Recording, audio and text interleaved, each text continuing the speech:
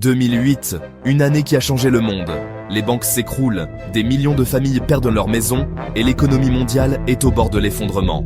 Mais comment une simple bulle immobilière a pu provoquer la plus grande crise depuis 1929 ? Aujourd'hui, on va plonger ensemble dans l'histoire du crash de 2008. Au début des années 2000, les taux d'intérêt sont très bas aux États-Unis. Résultat, emprunter est facile, presque gratuit. Imagine que ta banque te donne un crédit maison sans vraiment vérifier ton salaire. Tu signes, tu achètes, et hop, tu es propriétaire. Sauf que ça, ils l'ont fait pour des millions de personnes.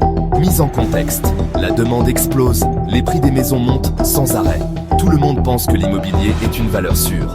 Les subprimes, ce sont des crédits très risqués donnés à des gens qui n'avaient pas les moyens de rembourser. Les banques les revendent sous forme de produits financiers complexes, CDO. C'est comme si tu prends plein de pommes pourries, tu les mets dans un joli panier et tu dis « Regardez, c'est de la super marchandise » et tout le monde achète. Les agences de notation mettent la note AAA. La confiance est totale. 2006-2007, les familles n'arrivent plus à payer.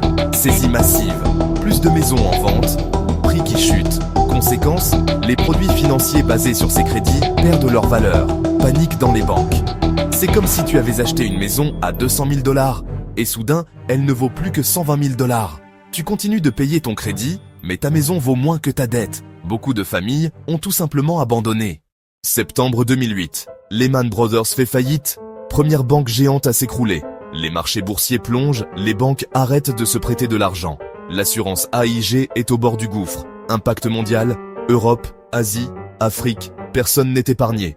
Exemple visuel, graphique de la bourse qui s'effondre. Chômage massif. Aux USA, 8 millions de personnes perdent leur emploi. Des millions de maisons saisies.